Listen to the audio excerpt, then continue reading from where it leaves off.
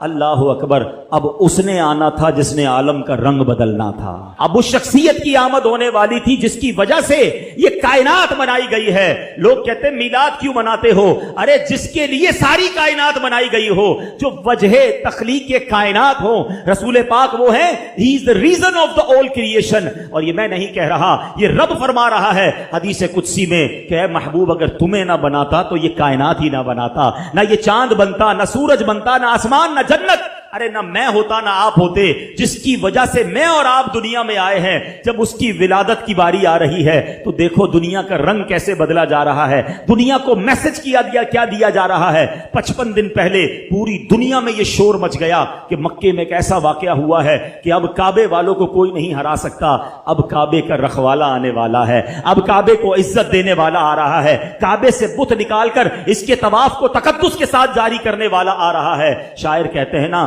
آئی نئی حکومت سکہ نیا چلے گا، آئی نئی حکومت سکہ نیا چلے گا، عالم نے رنگ بدلا، صبح شب ولادت مبارک ہو، وہ شاہ پردے سے باہر ہونے والا ہے، گدائی کو زمانہ جس کے در پر آنے والا ہے۔ اللہ اکبر۔ یہ واقعہ نبی پاک کی ولادت سے 55 دن پہلے ہوتا ہے، اور پھر 12 ربیع الاول کا وہ مبارک دن تشریف لاتا ہے کہ جب نبی پاک علیہ الصلوۃ والسلام صبح صادق کے وقت پیر کا دن ہوتا ہے اور اس دنیا میں مکہ پاک میں تشریف لاتے ہیں۔ ہر طرف خوشی کا سما ہے، نور کی برسات ہے۔ بی بی آمنہ فرماتی ہیں جب ولادت کا وقت تھا میرے جسم سے ایسا نور بلند ہوا جس میں نے دوسرے ملکوں کے محلات کو دیکھ لیا۔ فرماتی ہے میں نے دیکھا کہ ایک مشرق میں جھنڈا لگایا گیا، ایک مغرب میں جھنڈا لگایا گیا، ایک کعبے کی چھت پر جھنڈا لگایا گیا، اور اس کے بعد نبی پاک کی ولادت ہوتی ہے۔ اللہ اکبر۔ میرے آقا کی ولادت کے وقت جھنڈا لگانا یہ فرشتوں کا طریقہ ہے، تو اے جھنڈے لگانے والوں تمہیں مبارک ہو۔ اب آگے چلیے،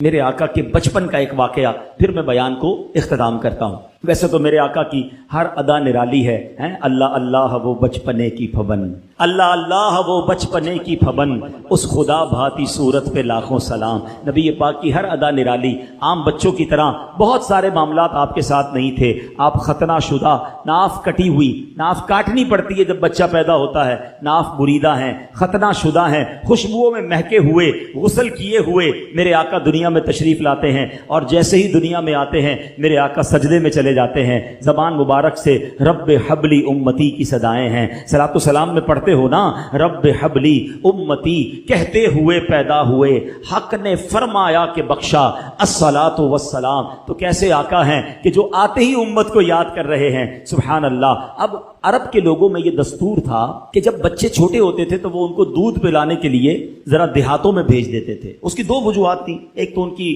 آب و ہوا اچھی ہوتی تھی، صحت اچھی ہو جائے، دوسرا عرب کے لوگوں کو اپنی عربی زبان سے بڑا پیار ہوتا تھا۔ وہ سمجھتے تھے کہ شہر میں زبان جو ہے وہ مکس اپ ہو جاتی ہے، تو گاؤں کی زبان جو ہے وہ ذرا اصلی زبان ہوتی ہے تو بندے کی فصاحت بہتر ہو جائے۔ تو بی بی حلیمہ سعدیہ ایک ایسی دائی ہے، اب دیکھیں کہ کمال دیکھو کہ اس زمانے میں اس وقت اس سال بہت ساری دائیاں مکے آئیں اور بڑے بڑے رئیسوں کے بچے لے کر گئیں۔ ہمیں کسی کا نام یاد نہیں ہے، مگر ایک ایسی دائی جو آئی تو دودھ پلانے تھی، غریب خاندان سے تعلق رکھتی تھی، خدمت نبی پاک کی 1450 سال ہو گئے۔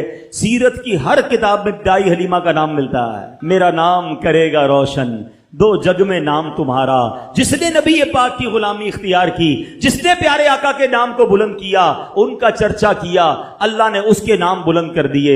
کیا خوب بات شاعر لکھتے ہیں نا، فرماتے ان کے جو غلام ہو گئے وقت کے امام ہو گئے، نام لیوا ان کے جو ہوئے ان کے اونچے نام ہو گئے۔ تو دائی حلیمہ کہتی میں بھی کمزور تھی، غریب بھی تھی، خود میرے پاس بھی دودھ بہت کم آتا تھا، اپنا بچہ میرا دودھ کی وجہ سے بلکتا تھا۔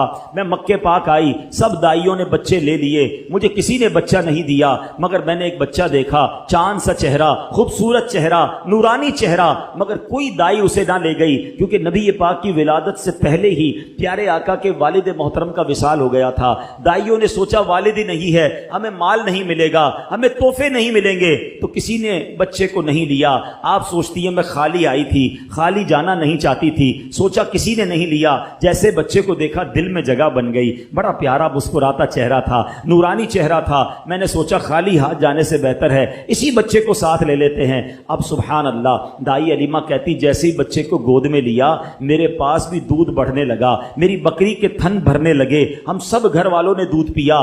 میں نے اپنے بچے کو بھی اپنا دودھ پلایا. جناب رسول اللہ صلی اللہ علیہ وسلم نے بھی دودھ پیا. اب جب واپسی کا سفر شروع ہوا, کہتی جب آ رہی تھی میرا خچر بھی لاغر, میری اونٹنی بھی کمزور, میری اونٹنی سب سے پیچھے رہ جاتی. کئی بار قافلے والوں نے کہا اے حلیمہ تمہاری وجہ سے قافلہ روکنا پڑتا ہے, تمہاری اونٹنی اور تمہارا خچر پیچھے رہ جاتا ہے. اللہ اکبر. کہتی جب واپسی کا سفر ہے میری اونٹنی سب سے آگے ہے, میرا خچر سب سے آگے ہے. گاؤں والے کہتے حلیمہ کیا جانور تبدیل کر لیا, کیا نئی اونٹنی خرید لی؟ کہا اونٹنی تو وہی ہے, یہ برکت ساری اس بچے کی ہے, اس نور والے چہرے والے کی ہے. کہتی جب گاؤں میں پہنچتے ہیں رات ہوئی, جب صبح ہوئی تو گاؤں والے آ کے پوچھنے لگے اے حلیمہ ساری رات تیری جھونپڑی سے روشنی آتی رہی, نور نکلتا رہا, کیا تو نے ساری رات لائٹ جلائی تھی, چراغ جلائے تھے؟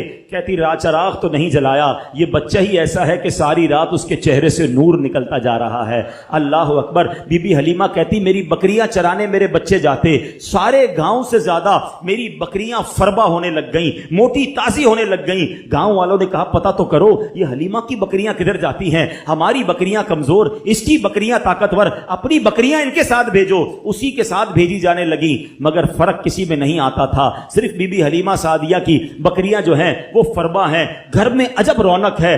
درود پاک ویسے ہر دن پڑھیں سبحان اللہ, برکتیں ہی برکتیں ہیں, مگر جمعے کے دن اللہ اکبر. آپ جب درود کے فضائل احادیث کی کتابوں میں دیکھتے ہیں نا تو باقاعدہ الگ چیپٹر باندھا محدثین نے, یعنی عام درود پاک کے فضائل لکھے, پھر ایک آپ کو درود پاک کی فضیلت کی کتاب میں الگ چیپٹر ملے گا کہ جمعے کے دن درود پڑھنے کے فضائل. یعنی اتنی حدیثیں ہیں اسپیشلی فرائیڈے کے لیے, جمعے کے دن کے لیے. بڑی مشہور حدیث میرے آقا علیہ الصلوۃ والسلام فرماتے ہیں جس کا مضمون ہے کہ جو کوئی شخص جمعہ کے دن 200 بار درود پاک پڑھے اس کے 200 برس کے گناہ معاف کر دیے جاتے ہیں.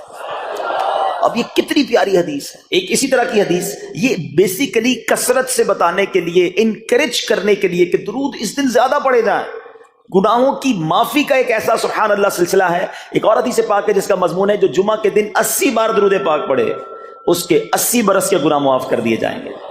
تو یہ دن تو سبحان اللہ گناہ گاروں کی بن آتی ہے, گناہ گاروں کو موقع دیا جاتا ہے کہ پورے ہفتے میں اگر کوئی کمزوری رہ بھی گئی ہے تو اب جمعہ آ گیا ہے, اب درود پڑھ لو, اب تلاوت کر لو, اب دعائیں کر لو, اب اللہ سے رجوع لے آؤ.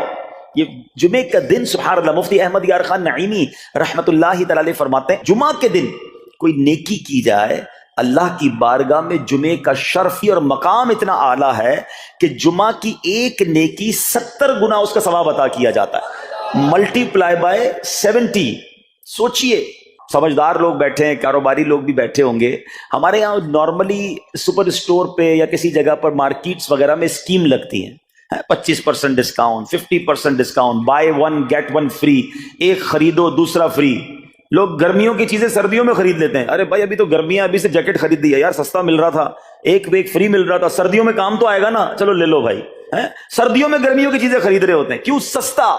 ہم دنیا کے نفع کے لیے, دنیا کے بینیفٹ کے لیے ٹریول بھی کرتے ہیں, جا کر خرچ بھی کرتے ہیں.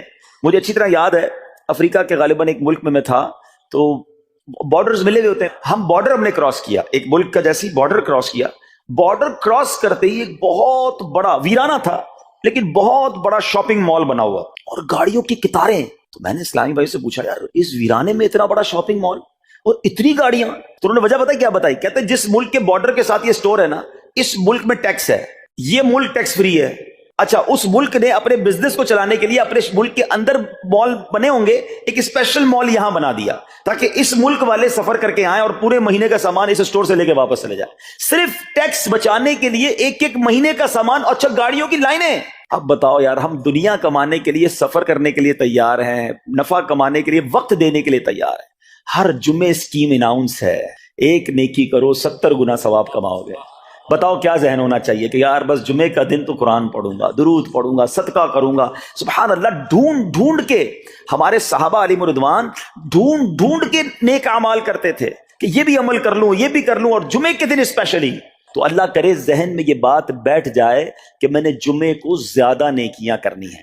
اچھا، اب اس میں ایک اور مشورہ دیتا ہوں. مثال کے طور پہ آپ نے ذہن بنایا ہوا ہے کہ یار پیر والے دن جو ہے نا میں نے کسی مریض کی عیادت، رشتہ دار ہے وہاں جانا ہے، یا میں نے جناب سیٹرڈے یا سنڈے کوئی صدقہ خیرات کرنا ہے، کسی کی ہیلپ کرنی ہے. آپ نے کوئی نیکی پلان کی ہوئی ہے ہفتہ اتوار پیر منگل میں، تو کوشش کر کے اس کو جلدی کریں اور فرائیڈے میں کر لیں. ایک پوائنٹ آپ نے دیکھا، میں نے یہ نہیں کہا کہ اس کو اگلے جمعے کریں، ہاں ڈیلے نہ کریں، تھوڑا جلدی کر کے اس جمعے کو کریں تاکہ 70 گنا جو ہے وہ اس میں ثواب کما لوں، برکتیں حاصل کر لوں. تو اللہ کرے کہ میں اور آپ نیکیوں کے حریص بن جائیں. نیکیوں کی جو لالچ ہے نا، لالچ میں یہ بھی کر لوں، میں یہ بھی کر لوں، میں سجدہ بھی کروں، میں تلاوت بھی کروں، میں صدقہ بھی دوں، یہ تو نصیب والوں کو ملتا ہے. اور صحابہ کرام میں نظر آتا تھا، پیچھے نہیں ہٹتے تھے صحابہ. ہمیں اعلان کیا جا رہا ہے کہ یہ موقع ہے، یہ نیکی ہے، اور پھر بھی کوئی نظر نہیں آتا. اللہ کرے کہ یہ جذبہ، کیونکہ یاد رکھو جس طرح کاروباری لوگ کہتے ہیں نا سیزن ہے نیکیاں کر لو، بالکل اسی طرح جب تک میری اور آپ کی سانسیں باقی ہیں نا، نیکیوں کا سیزن جاری ہے. جتنی نیکیاں کمانی ہے کما لو. یہ مائنڈ سیٹ بنا لو کہ یار پتہ نہیں کب مر جاؤں، اور نیکی اور نیکی. جس طرح پیسے کمانے کا ذہن ہوتا ہے نا، اللہ کرے اس سے زیادہ میرا اور آپ کا نیکیاں کمانے کا ذہن ہو جائے. یار تھوڑی اور نیکی کما لو، تھوڑی اور. مثال کے طور پہ آپ کہیں جا رہے ہیں، کسی نے کہا ذرا بیٹھیے 10 منٹ بعد وہ بھائی آئیں گے. اب ہم 10 منٹ کس طرح گزارتے ہیں؟ موبائل نکالا اور جناب دیکھنا شروع. 10 منٹ کیا 15 منٹ بھی گزر جائیں پتہ نہیں چلے گا. لیکن یہ 15 منٹ میں کیا ملا آپ؟ شاید گناہ ہی ملے ہوں گے، کیونکہ ہمارے موبائل میں تو بہت ساری چیزیں ایسی ہیں یا تو حرام دکھا دیتی ہیں یا حرام سنا دیتی ہیں. لیکن اگر نیکیوں کا ذہن ہو تو بندہ سوچے یار 10 منٹ میں تو میں سورہ یاسین پڑھ سکتا ہوں، 10 قرآن کا ثواب ہے. موبائل میں قرآن پاک ڈاؤن لوڈ ہو، قرآن شریف نکالا اور یاسین شریف پڑھ لی، ویٹنگ ایریا کے اندر 10 قرآن کا ثواب کما لیا.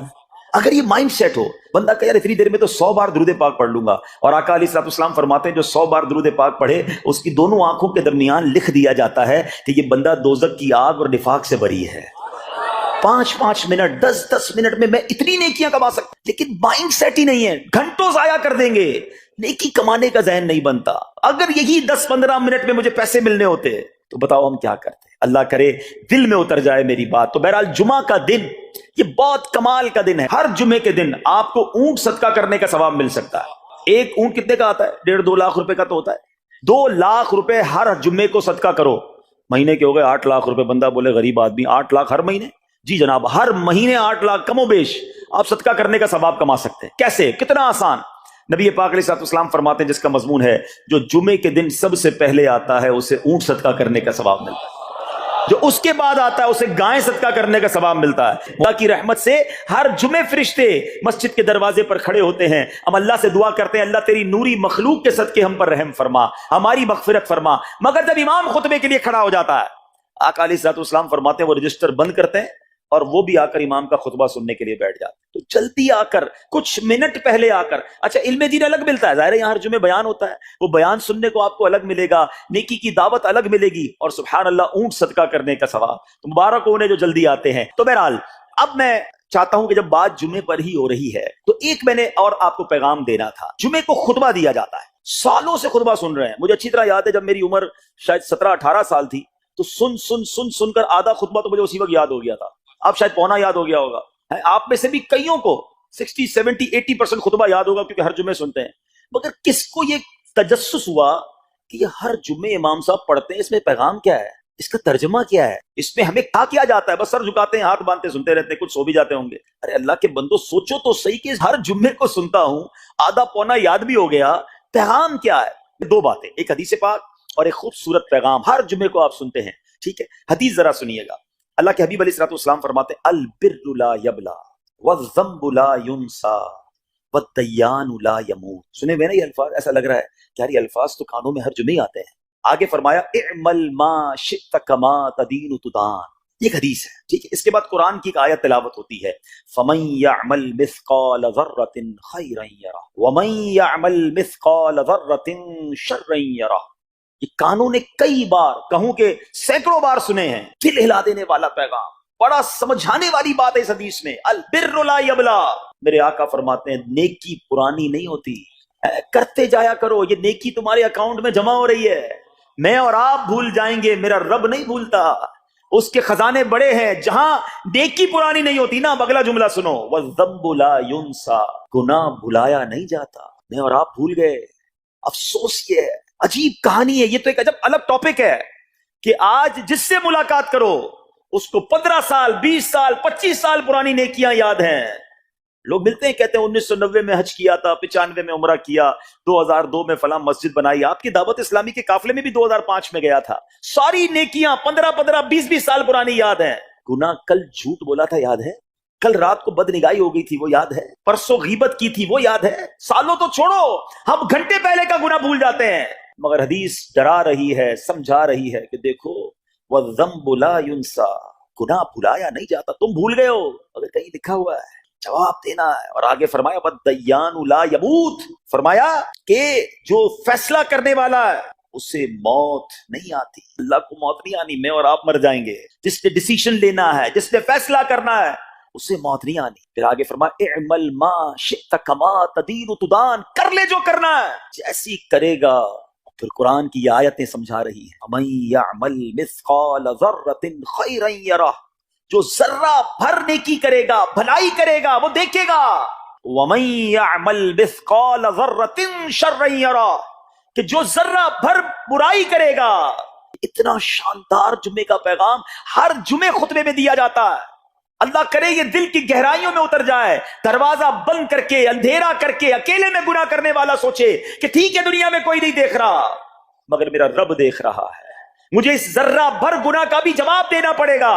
لوگ کہتے ہیں چھوٹی سی بات ہے یار, چھوٹا سا گناہ ہے, ٹھیک ہے چلتا ہے, سبھی تو کرتے ہیں. نہیں جناب, وہ نقطہ نواز ہے.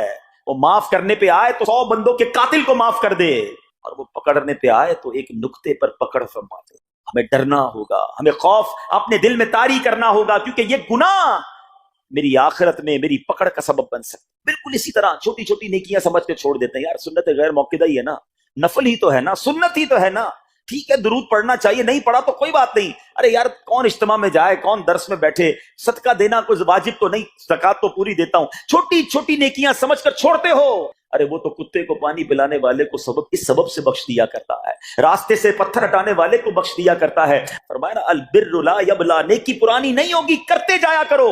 اللہ کرے کہ یہ ذہن بن جائے کہ بس میں زیادہ سے زیادہ نیکی کروں, 2 لوگوں کے دلوں میں خوشی داخل کروں, مسلمانوں کی خیر خواہی کروں. اس ایک ہی حدیث پر, ان آیتوں پر میں مزید بھی بہت بات کر سکتا ہوں, لیکن میں نے اشارہ دیا کہ ضرور اس پر توجہ دیں. اور ایک شاندار پیغام ہر جمعے میں ہم سنتے ہیں. کیا شاندار وہ پیغام ہے. وہ پیغام ہے الا لا ایمان لمن لا محبت له. یاد ہے سب کو, جمعے میں سنتے ہو نا, اور 3 بار کہتے ہیں امام صاحب الا لا ایمان لمن لا محبت له, الا لا ایمان لمن لا محبت له. کبھی تو امام صاحب کو روکتے, حضور یہ ہر جمعے کو پڑھتے بتائیں تو اس میں ہے کیا. نہیں ہمیں کیا ضرورت ہے, بس جمعہ ہو گیا, بس ٹھیک ہے, ٹائم پورا ہو گیا, فرض پورا ہو گیا. ارے اللہ کے بندو سمجھو تو صحیح, اس میں میسج کیا ہے. اللہ اکبر, سنو اس کا مطلب کیا ہے. سنو, الا لا ایمان لمن لا محبت له, سن لو اس کا ایمان نہیں جس کے دل میں نبی پاک سے محبت نہیں. ایمان ہی نہیں ہے. ارے جس دل میں نبی پاک سے محبت نہیں اس کا ایمان ہی نہیں ہے. اعلیٰ حضرت امام اہل سنت ایسے ہی نہیں لکھتے کہ اللہ کی سرتابہ قدم شان ہے یہ, انسان نہیں, انسان وہ انسان ہے یہ. قرآن تو ایمان بتاتا ہے انہیں, اور ایمان یہ کہتا ہے میری جان ہے یہ. ایمان کمپلیٹ ہی نہیں ہوتا نبی پاک علیہ الصلوۃ والسلام سے محبت کے بغیر. اور یہ بات ایسا لگتا ہے انفارچونیٹلی کہ غیر مسلم جانتے ہیں, تبھی تو وہ سازشیں کرتے ہیں. انہیں پتا ہے, آپ بتائیں دنیا کے کس ملک میں نماز روکی جاتی ہے؟ نہیں روکی جاتی. مسجدوں کی تعمیر ہو رہی ہوتی ہے, تلاوت قرآن ہو رہی ہوتی ہے, کوئی نہیں روکتا, قرآن چھپ رہے ہیں. لیکن بار بار اگر حملہ ہوتا ہے, بار بار اگر اٹیک ہوتا ہے تو اس لیے ہوتا ہے کہ ان مسلمانوں کے دلوں سے ان کے نبی کی محبت کو نکال. ان مسلمانوں کے دلوں میں اگر یہ محبت رسول رہ گئی تو یہ پھر بھی دوبارہ آ کر یکجا ہو جائیں گے, ایک ہو جائیں گے, نیک ہو جائیں گے. کسی طرح دل سے محبت رسول صلی اللہ علیہ وسلم نکالی جائے, اور اسی وجہ سے یہ ساری سازشیں کی جاتی ہیں. معاذ اللہ, نبی پاک علیہ الصلوۃ والسلام کی گستاخیاں کی جاتی ہیں تاکہ چیک کیا جائے ان پر اثر بھی پڑتا ہے کہ نہیں, کوئی اوپر نیچے ہوتا بھی ہے کہ نہیں, کہ اپنی دنیا میں مگن ہے, اس کو احساس ہی نہیں ہے. میٹھے اسلامی بھائیوں, دنیا کا دستور ہے جب کسی چیز کی ڈیفیشینسی ہو جائے نا تو اس کی ایفیشینسی بڑھائی جاتی ہے. مثال کے طور پہ کسی کے جناب جسم میں وٹامن ڈی کم ہو, ہم کیا کرتے ہیں, وٹامن ڈی کی ٹیبلٹس لے کر اس کو پھر بڑھاتے ہیں. کیلشیم کی کمی ہو, ڈاکٹر کہتا ہے بھائی تھوڑی کیلشیم کی دوائی پیو, تمہارے اندر کیلشیم کی کمی ہو رہی ہے. جب کسی چیز کی کمی کی جائے اس کو بڑھانے کی کوشش کی جاتی ہے. اگر یہ دنیا کے چند لوگوں کا یہ پلان ہے کہ مسلمانوں کے دلوں سے عشق رسول نکالو, تو اب میرا اور آپ کا کام یہ ہے کہ انشاءاللہ عشق رسول کو اب اضافہ کریں گے, اب نبی پاک کی محبت میں اور اضافہ کریں گے, سرور کائنات علیہ الصلوۃ والسلام کی محبت میں زندگی گزاریں گے, خود بھی سچے عاشق رسول بنیں, اپنی نسلوں کو عاشق رسول بنائیں. اللہ سلامت رکھے میرے پیر و مرشد کو. 30 سال پہلے, یہ آج کل کا شعر نہیں ہے, اب بچپن سے یہ ناز سن رہے ہیں, کم و بیش 25-30 سال پہلے میرے مرشد نے کیا پیاری التجا پیش کی, اپنی نسلوں کے لیے کیا ہمیں پیغام دیا. کہتے میری آنے والی نسلیں تیرے عشق ہی میں مچلیں, میری آنے والی نسلیں تیرے عشق ہی میں مچلیں, انہیں نیک تم بنانا مدنی مدینے والے. یہ ہے پیغام دعوت اسلامی کا کہ ہم بھی عاشق رسول بنیں, کسی صورت ہمارے دل سے عشق رسول کم نہ ہو, اور جناب ہماری نسلوں میں ہم عشق رسول اتاریں. تو مجھے اور آپ کو اس ڈیفیشینسی کو ایفیشینسی میں, اس میں اضافے کا اہتمام کرنا ہوگا. اب آئیے دیکھتے طریقے کیا ہیں, کیسے عشق رسول بڑھے گا, کیسے دلوں میں محبت رسول بڑھے گی. کیونکہ جمعے کا یہ اعلان ہر جمعے سنتے ہو, الا لا ایمان لمن لا محبت اللہ, وہ ایمان ہی کامل نہیں ہے, وہ ایمان ہی کمپلیٹ نہیں ہے جس دل میں عشق رسول نہیں ہے. تو عشق رسول بڑھے گا کیسے جناب؟ تو دنیا کا بڑا سمپل فارمولا ہے کہ عشق بغیر اطاعت کے کمپلیٹ ہی نہیں ہوتا. دنیا میں بھی آپ جس سے محبت کریں, ہو ہی نہیں سکتا کہ آپ جس سے محبت کریں اس کی بات نہ مانیں, کہ میں آپ سے محبت بڑی کرتا ہوں مانوں گا ایک بھی نہیں آپ کی. نہیں جناب, جس سے محبت ہوتی ہے بندہ کہتا ہے آپ کے لیے جان حاضر ہے, آپ حکم تو کریں, آپ کا فرمان سر آنکھوں پر. یہ دنیا کا دستور ہے. تو اگر آپ واقعی نبی پاک سے محبت کرتے ہیں یا سچے عاشق رسول بننا چاہتے ہیں, تو پھر فرمان رسول پر عمل کرنا ہوگا, نبی پاک کے طریقے پر عمل کرنا ہوگا, اطاعت رسول کرنی ہوگی, تبھی آپ سچے عاشق رسول کہلائیں گے. یہ ہو نہیں سکتا کہ ایک طرف تو میں نعرہ لگاؤں کہ غلامی رسول میں موت بھی قبول ہے, دوسری طرف نبی پاک کا طریقہ قبول نہ ہو, نہ سچ قبول ہو, نہ مسلمانوں کی خیر خواہی قبول ہو, معاذ اللہ, نہ سنتیں قبول ہو, نہ نماز قبول ہو. جمعے کی نماز میں مسجدیں فل ہیں, کیا عصر کی نماز میں بھی ہوں گی؟ عصر فرض نہیں ہے کیا؟ مغرب فرض نہیں ہے کیا؟ عشاء فرض نہیں ہے؟ میرے آقا فرماتے ہیں جعلت قرۃ عینی فی الصلاۃ, کہ نماز میں میری آنکھوں کی ٹھنڈک ہے. ایک دوست نے اپنے ایک دوسرے دوست سے قرض لیا, اور قرض لینے کے بعد جو ٹائم تھا وہ پورا ہو گیا. اب پیسے اس نے نہیں لوٹائے, بڑی کوشش کی اس نے کہ بھائی میری رقم واپس دے دیں, اس نے نہیں دیا. اب وہ یہ کیس لے کر عدالت میں چلا گیا, اور جج صاحب سے جا کر اس نے کہا کہ اس نے میرے پیسے دینے اور یہ میری رقم نہیں لوٹا رہا. تو جج صاحب نے کہا کہ تمہارے پاس 30 دن ہیں, ودن 30 days تم نے اس کے پیسے واپس لوٹانے ہیں, ورنہ پھر تمہارے خلاف فیصلہ ہو جائے گا. تو وہ شخص گھر گیا. اب اس نے کیا کیا, اس نے صبح سے لے کر شام تک درود پاک پڑھنا شروع کر دیے. 1 دن 2 دن 3 دن 27 دن ہو گئے. وہ درود پڑھتا رہا اور انتظار کرتا رہا. پیسے تو تھے نہیں, 30ویں دن عدالت میں پیش ہونا تھا. 27 دن گزر گئے, 28ویں رات آ گئی. خواب میں اس کو کسی نے آواز دی کہ گھبراؤ نہیں, تمہارا قرض ادا ہو جائے گا. اگلے دن پھر درود پاک پڑھتا رہا. اب نبی پاک کی خواب میں زیارت ہوئی. آقا علیہ الصلوۃ والسلام تشریف لائے, فرمایا گھبراؤ نہیں, تمہارا قرض ادا ہو جائے گا. تم علی بن عیسیٰ وزیر کے پاس جاؤ اور اس سے کہو وہ تمہارا قرض ادا کر دے گا. اب جب صبح اٹھا تو بہت خوش کہ نبی پاک کی زیارت مجھے ہو گئی. لیکن پھر خیال آیا کہ میں اگر وزیر صاحب کے پاس گیا اور انہوں نے مجھ سے کوئی ایویڈنس مانگ لیا, کوئی پروف مانگا, کہ میں کیسے مان لوں تمہیں نبی پاک نے بھیجا ہے؟ اس بات پر تو میرے پاس کوئی دلیل نہیں ہے. اب 30ویں رات آ گئی, آخری رات ہے, صبح عدالت میں جانا ہے. درود پاک پڑھتے پڑھتے سو گیا. سرور کائنات علیہ الصلوۃ والسلام نے خواب میں پھر کرم فرمایا. فرمایا علی بن عیسیٰ وزیر کے پاس جاؤ, وہ تمہارا قرض ادا کر دے گا. کہ حضور میں چلا تو جاتا, مگر اگر وہ مجھ سے یہ کوئی پروف مانگتا, کوئی ایویڈنس مانگتا, تو میں کیا جواب دیتا؟ پیارے آقا علیہ الصلوۃ والسلام نے فرمایا کہ ایسا کرو, اسے یہ کہنا کہ آپ کا ایک راز ہے جو آپ جانتے ہیں اور رب جانتا ہے, اور وہ راز یہ ہے کہ آپ روزانہ فجر کے بعد 5000 بار درود پاک پڑھتے ہیں, اور جب تک درود پاک مکمل نہیں ہوتے آپ کسی سے بات نہیں کرتے. اب جب صبح اٹھا تو بہت مطمئن کہ اب تو دلیل بھی آ گئی ہے. پہنچ گیا صبح صبح علی بن عیسیٰ وزیر کے پاس, اس کا دربار لگا ہوا ہے. اس نے پیغام بھجوایا کہ میں علی بن عیسیٰ وزیر صاحب سے اکیلے میں ملنا چاہتا ہوں, پیغام لایا ہوں. درباری نے آ کر پوچھا, وزیر صاحب پوچھ رہے ہیں کس کا پیغام لایا ہو؟ کہا میں نبی پاک علیہ الصلوۃ والسلام کا پیغام لایا. فوراً وزیر صاحب نے بلا لیا, کہا فرمائیے.